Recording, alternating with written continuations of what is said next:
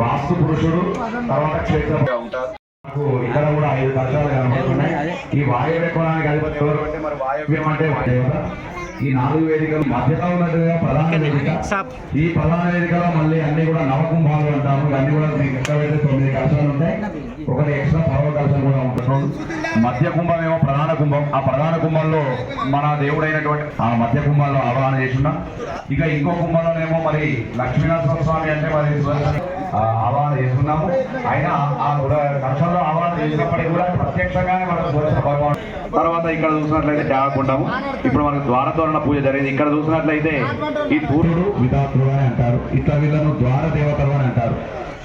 తర్వాత మన తోరణ దేవతలు కూడా ఉంటారు. తూర్పు దిక్కు అధిపతి ఎవరంటే తోరణం అంటాం కదా. తూర్పు దిక్కు అధిపతి ఎవరు అంటే ఇంద్రుడు. ఇది యాగశాల యొక్క స్వరూపం అన్నమాట.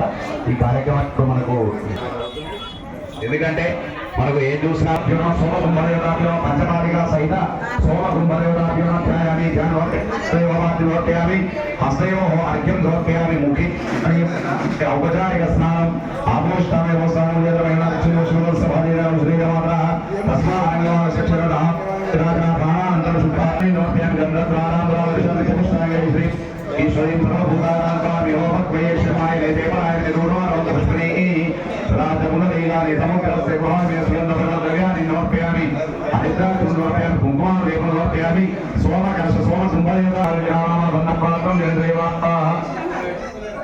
నానా గుహాగ్రాపయామి దీపందర్శనం యథా భాగశః నోర్పయామి మధ్య మధ్య ప్రచాయామి తాంబూలాధ్యక్షం నోర్పయామి